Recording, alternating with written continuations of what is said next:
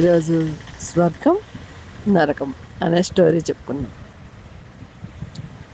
దేవుని చిత్తమైతే పరలోకం లేదా నరకం. ఇద్దరు స్నేహితులు ఫోన్ చేసుకుంటున్నారు. ఒకడు పరలోకం మెట్ల దగ్గర ఉన్నాడు, ఒకడు నరకం మెట్ల దగ్గర ఉన్నాడు.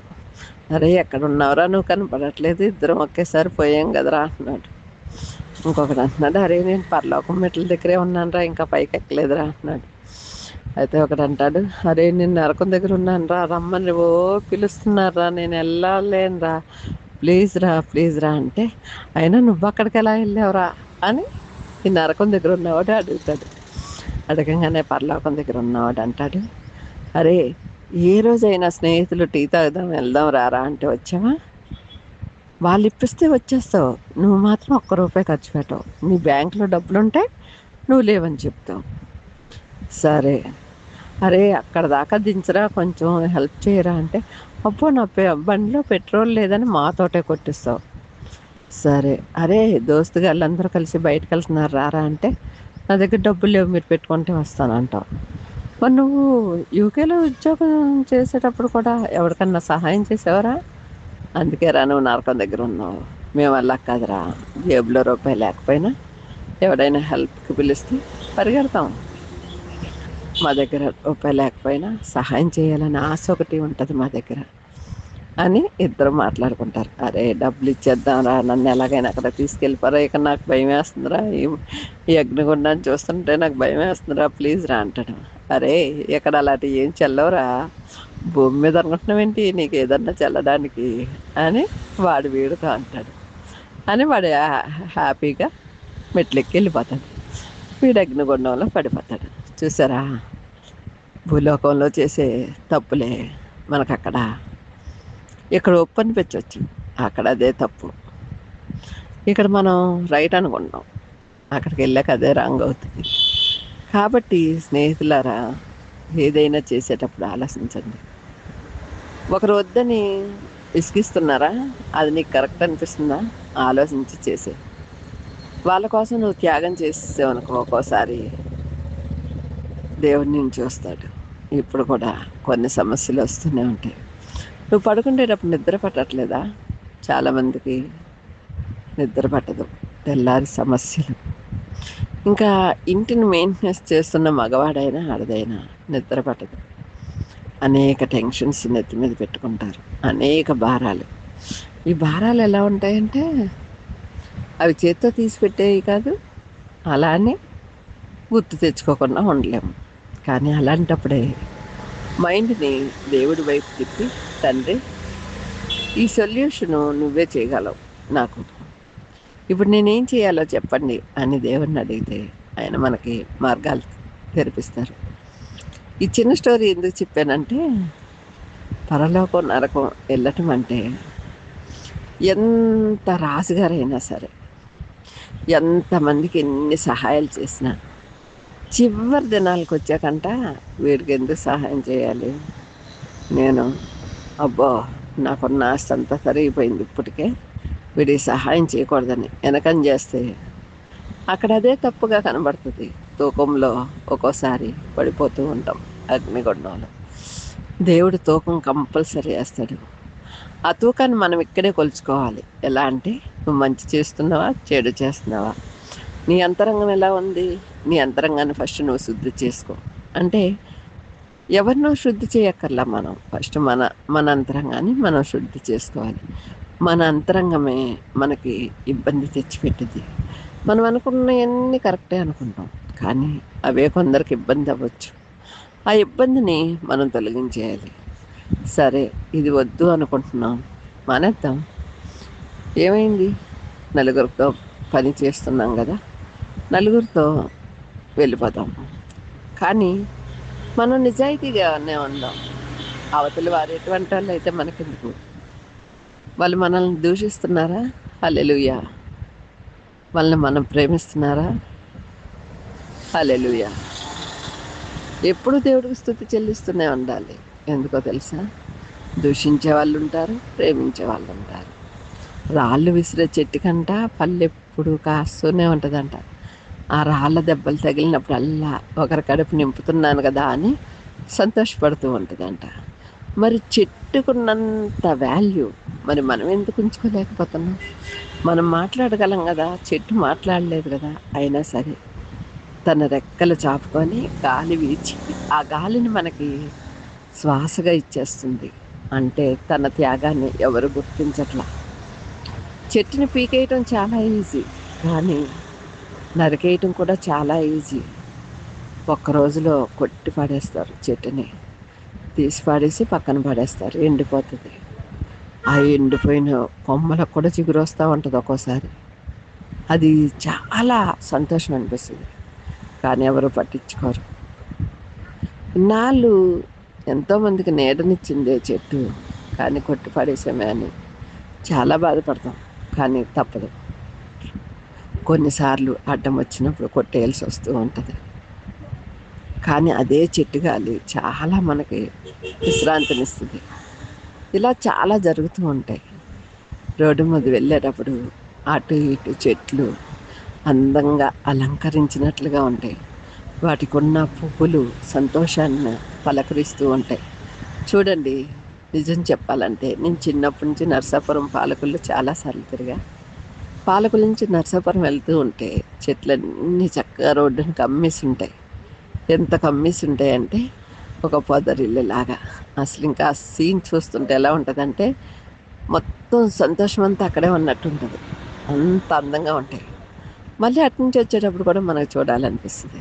ఎందుకంటే అనుభవించిన వాళ్ళకి తెలుస్తుంది ఆ సంతోషం ఎంత అందంగా కనపడతాయో. ఆ చెట్లు ఎవరు కొట్టరు, ఎందుకో తెలుసా? అటువైపు వెళ్ళే వాళ్ళందరూ ఆనందిస్తూనే ఉంటారు. ఇలా కొన్ని చోట్లే ఉంటాయి. అందాన్ని చూడటము అంటే మనుషుల్ని కాదు, ప్రకృతి అందాలు చూడండి. ఒక సముద్రం దగ్గరికి వెళ్ళి చక్కగా కాలు చాపుకొని కూర్చోండి కాసేపు. మనసు ప్రశాంతంగా అలలు ఎగసిపడుతూ ఉంటే ఆ ఇసుక రేణువుల్ని అలా లోపలికి ఇడ్చుకెళ్ళిపోతూ మళ్ళీ తీసుకొచ్చి వదిలేస్తూ మళ్ళీ తీసుకెళ్ళిపోతూ మళ్ళీ వదిలేస్తూ ఉంటే ఎంత హ్యాపీనెస్ కదా. అక్కడ చిన్న చిన్న పీతలు, కప్పలు, పురుగులు ఉంటాయి. అవి అలలతో పాటు పరిగెడతాయి, మళ్ళీ అలా వెనక్కి వచ్చేస్తూ ఉంటాయి. అవన్నీ చూస్తూ ఉంటే ఎంత సంతోషమో కదా. ఒకరికి సహాయం చేసినప్పుడు కూడా ఇంతే సంతోషం వస్తుంది. మనం సహాయం చేయాలని ఆశపడుతూ ఉంటాం, కానీ మన దగ్గర చేతిలో డబ్బులు ఉండవు. కానీ ఎవరో ఒకరిని అడిగి ఎలా అయినా సహాయం చేయాలని ఆశపడతాం. కొన్నిసార్లు మనకు అనుకూలంగా ఉండవు. మనం ఎంతో బాధపడతాం ఇతరుల కోసమైనా సరే. ఆ బాధని మనం వ్యక్తపరచలేం. ఎలా అంటే అయ్యో సహాయం చేస్తాననుకున్నానే, చేయలేకపోయానే అని బాధపడతాం. కానీ కొందరు ఉండి సహాయం చేయరు, అప్పుడు చాలా ఇబ్బందులు వస్తాయి. ఎందుకంటే ఆ నరకం మెట్ల దగ్గరికి వెళ్ళాక తెలుస్తుంది, అరే నీ దగ్గర ఆ రోజు డబ్బులుండి సహాయం చేయలేదు నువ్వు, ఇప్పుడు అనుభవించరా ఈ బాధ ఏంటో అని. నిజమే కదా. వాడి ఫ్రెండ్ చెప్పాడు కదా, అరే నీ దగ్గర డబ్బులుండి కూడా మాతో సంతోషంగా నువ్వు ఉండేవాడు కాదు, మా డబ్బులు తినేవాడు కానీ నీ డబ్బులు పెట్టలేదని. నిజమే, చాలామంది ఇలాగే చేస్తారు. వాళ్ళని కూడా తీసుకెళ్తున్నాం అనుకో, వాళ్ళ దగ్గర డబ్బులు ఉంటాయి కానీ వాళ్ళు ఇస్తాక ఒప్పుకోరు. ఎందుకని ఒప్పుకోరంటే అయ్యో మనం కూడా వెళ్ళాం కదా, మనం కూడా ఖర్చు పెట్టాం కదా, మనం కూడా సంతోషించాం కదా, అందరితో పాటు షేరింగే కదా అని ఆలోచించరు. దీనికి కారణం ఏంటంటే స్వార్థం. ఏముందులే వాళ్ళు పెట్టుకుంటారులే అనే స్వార్థం. చాలామంది లేనితనం అనే ముసుగేసుకొని ఉంటారు. ఎలా అంటే నక్కని చూసంట పులిని చూసంట నక్క వాతలు పెట్టుకుందంట. అలా వాతలు పెట్టుకున్నంత మాత్రాన పులి అయిపోతుందా? అవ్వదు కదా. అలాగా చాలామంది లోబితనాన్ని ముసుగేసుకొని ఉంచుకుంటారు. జీవితం అంతా ముసుగు తీరు, ఆ ముసుగులోనే ఉంటారు. కానీ తుదికి నరకం దగ్గరికి వెళ్ళాక ఆ లోబితనానికి ముసుగు తీస్తే నరకం కనపడుతూ ఉంటుంది. పరలోకం కనపడాలంటే మనం భూమి మీద ఉన్నప్పుడే ఎదుటి వాళ్ళకి సహాయం చేయాలి. అలాగే మనలో ఉన్న లోబితనాన్ని తీసేసుకొని మనం ఎక్కడ ఖర్చు పెట్టాలో అక్కడ ఖర్చు పెట్టాలి. అక్కర్లేని విషయాల్లో మనం ఖర్చు పెట్టకూడదు. అలాగే మన మనసు ఎప్పుడు ప్రశాంతంగా ఉండాలి. ఎవరి మీదైనా కోపం వచ్చిందా మాట్లాడేయండి, మాట్లాడుకొని పరిష్కరించేసుకోండి. తర్వాత విభేదాలు ఉంచుకోకూడదు. ఎందుకంటే వాళ్ళ మీద మనకు కోపం వచ్చింది, ఆ ఒక్క క్షణంలో మాట్లాడేస్తే తీరిపోతుంది. లేదంటే అది మన మనసుని డొలిచేస్తూ ఉంటుంది. వాడు అట్టంటోడు, ఇట్టంటోడు, ఇలా అలా అలా అలా అనేక మాటలు మాట్లాడేస్తాం. కానీ తర్వాత అనవసరంగా అనుకున్నాంలే అనిపిస్తుంది. చూసారా, ఇలాంటి సమస్యలు ఏమి రాకూడదంటే మనం ఎప్పటికప్పుడు క్లియర్ చేసుకోవాలి. ఇప్పుడు మనం ఒంటికి స్నానం చేస్తున్నాం సబ్బు రుద్దుకొని, మరి లోపల ఇన్నర్కి ఎలా స్నానం చేపిస్తారు? దేవుడు వాటర్ కనిపెట్టింది అందుకే. ఎందుకో తెలుసా? లోపల క్లీనింగ్ చేయడానికి. ఆ వాటర్ తగినన్ని తాగితే ఆ లివర్ క్లీనింగ్ చేస్తూ ఉంటుంది. ఆ లివర్లోకి వెళ్ళి పంపింగ్ అంతా చేస్తూ అన్ని అవయవాల్ని క్లీన్ చేస్తుంది అనమాట. కానీ తగినన్ని నీళ్ళు తాగక కొందరు ఎండిపోతూ ఉంటారు. కొందరు తగినన్ని నీళ్లు తాగక తల ఊడిపోతూ ఉంటుంది. కొందరికి తల ఎండిపోతూ ఉంటుంది. తగినన్ని నీళ్ళు తాగాలి కంపల్సరీ. ఎందుకంటే బయట స్నానం చేయకపోయినా ఒకరోజు కాదు, 2 రోజులు కాదు, 3 రోజులు స్నానం చేయకపోతే పక్కడికి వాసన వస్తుంది, మీకేం వాసన రాదు. ఎందుకంటే అలవాటు పడిపోయారు. ఇప్పుడు మురికి కాలంలో పనిచేసేవాడికి మురికి వాసన వస్తుందా? వస్తుంది. అలవాటు అయిపోయింది. ఆ పని తన పని అది. తను ఆ క్రిములు ఎక్కకుండా ఉప్పు నీళ్ళు వేసి ఎలాగో శుభ్రం చేసుకుంటాడు. మరి ఒకసారి మనం మురికి కాలంలో చేయి పెడదామా? పెడితే ఎలా ఉంటుందో తెలుస్తుంది కదా. ఎందుకంటే సత్యమిరా 10 రోజులు అన్నం పెట్టపోయినా పర్లేదు, మురికి కాలంలో మనం చేయి పెట్టాం. ఎందుకంటే అది చూస్తేనే మనకు వామిటింగ్ వచ్చేస్తుంది, స్మెల్ పడక. మరి మన శరీరం లోపల ఇంత ఎన్ని అవయవాలు పనిచేస్తూ ఉండాలి, ప్రతి క్షణం పనిచేయాలి. మనం మాట్లాడుతున్నామంటే గొంతు పనిచేయాలి. మనం ఊపిరి పీల్చుకుంటున్నామంటే ఆ గొంతు కింద ఉన్న గొట్టం పనిచేయాలి. మన గొంతుకి ఆహారాన్ని తినడానికి, మాట్లాడడానికి ఒక పాయింట్ ఉంటుంది. ఆ పాయింట్ ఓపెన్ అవుతూ ఉంటుంది. ఆ ఓపెన్ అయినప్పుడల్లా మనం మాట్లాడుతూ ఉండగలం. మరియు శ్వాస పీల్చుకుంటూ ఉంటాం. మరి శ్వాస లోపలికి వెళ్ళినప్పుడు చల్లగా వెళ్ళిపోతుంది. మరి బయటకు వచ్చేటప్పుడు ఎచ్చగా వస్తుంది. ఎందుకని అంటే లోపల వాటర్ సరిపోవట్లా. మనకి చెవుల్లోంచి గాలి వెళ్ళేటప్పుడు చాలా చల్లగా లోపలికి వెళ్ళిపోతుంది. లోపలికి వెళ్ళగానే వేడెక్కిపోతుంది ఆ గాలి. మన లోపల ఇంజిన్ ఎప్పుడు ఆడుతూ ఉండటం వల్ల వేడిగా ఉంటుంది అన్నమాట బాడీ. దాన్ని మనం కూల్ చేసుకోవాలి అంటే వాటర్ తాగాలి. చూసారా, దేవుడు ఏది చేసినా మనకు అనుగుణంగా చేశారు. కానీ మనం ఏం చేస్తున్నాం? దాన్ని పాడు చేసుకుంటున్నాం. మన వల్లే మన అవయవాలు పాడయ్యేది మనం చేసే పొరపాట్లే కదా. ఎవరిని నిందించక్కర్లా. అలాగే మన గుణాల వల్లే మనం నరకానికి వెళ్తాం. పరలోకమైన నరకమైన మన చేతిలోనే ఉంది. మనం మంచి గుణంగా ఉన్నామనుకో మంచి జరుగుతుంది. మనం ఇతరులకు సహాయం చేసేవారిగా ఉన్నామనుకో మనకంతా మంచి జరుగుతుంది. లేదు నేను ఇలాగే ఉంటాను, నా ఇష్టం అనుకున్నామనుకో మన ఇష్టం అలాగే ఉంటుంది. ఒక్కొక్కరు చాలా మంచిగా ఆలోచిస్తారు, ఒక్కొక్కరు చాలా చెడ్డగా ఆలోచిస్తారు. ఆలోచన విధానం మార్చుకోవాలి. కొందరు స్వార్థపూర్తిగా ఉంటారు. ఏదైనా వాళ్ళ మాటే గెలవాలి, అది తప్పైనా ఒప్పైనా. అలాంటి వారికి ఖచ్చితంగా నరకం గ్యారెంటీ. ఎందుకంటే ఇక్కడ వాదించేవాడు, ఇక్కడ సాకులు చెప్పేవాడు, ఇక్కడ ప్రతి విషయంలో అబద్ధం చెప్పేవాడు అక్కడికి వెళ్ళాక తప్పకుండా ఆ హింస పడాల్సిందే. ఎందుకంటే అది దేవుడు తూకం వేస్తాడు. ఆత్మీయంగా బాగున్నామా, లోకంలో బాగున్నామా, ఈ రెండింటికి వ్యత్యాసం దేవుడు చూస్తాడు.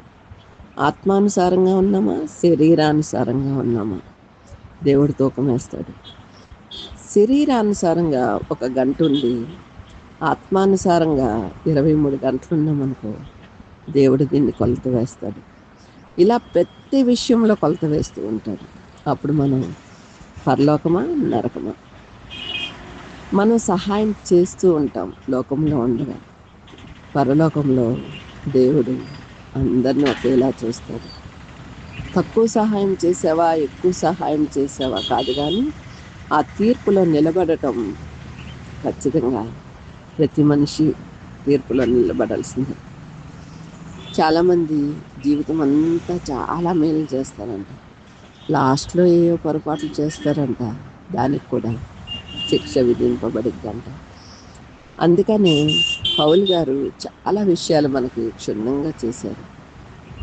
మనం నీటిలో వెళ్ళేటప్పుడు శ్రమలు పడతాం, ఇంటిలో ఉన్నప్పుడు శ్రమలు పడతాం, సముద్రంలో ఉన్నప్పుడు శ్రమలు పడతాం. మనం ఏ విధంగా అయినా శ్రమలు పడుతూనే ఉంటాం.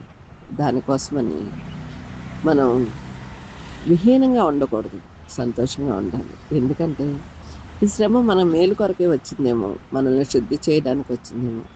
ఈ శ్రమలో మనకేదో నేర్పిస్తుంది, మనం నేర్చుకోవాలి అనుకోవాలన్నమాట. మనం నేర్చుకునే వారిగా ఉంటే ఎప్పుడు మనలో సంతోషం పెరుగుతూ ఉంటుంది. ఎందుకంటే నేను ఇది నేర్చుకున్నాను, నాకు హ్యాపీనెస్ వచ్చింది, అది నేర్చుకున్నానని ఆ నేర్చుకున్నది అనేకులకు పంచాలనుకుంటాం. ఒక టీచర్ చదువుకుంది అంటే, ఒక 20 సంవత్సరాలు చదువుకుంటే ఎంతమంది స్టూడెంట్స్కి నేర్పిస్తారో కదా. మరి స్టూడెంట్స్ చదువుకుంటారు, పెద్ద పెద్ద ఉద్యోగాలు చేస్తారు. ఈ టీచర్ని గుర్తుపెట్టుకోరు, కానీ టీచర్ ఏమనుకోదు, ఫలానా స్టూడెంట్ నా స్టూడెంటే, నన్ను గుర్తుపెట్టుకోలేదే అనుకోదు. ఎందుకంటే నేర్పిస్తుంది ఆవిడ.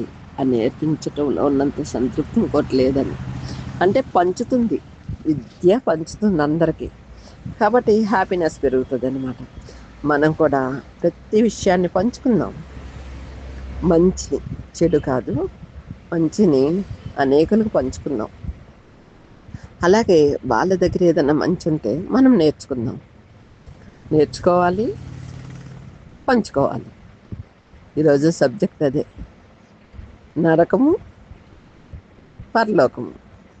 మనం పరలోకం ఎక్కడానికి ట్రై చేద్దాం, నరకంలోకి వెళ్ళడానికి ట్రై చేయొద్దు. మన దగ్గర ఉందా పెడదాం, లేదా సహాయానికి ఇంకో మెట్టు తెరవడానికి ట్రై చేద్దాం. Okay friends, thank you.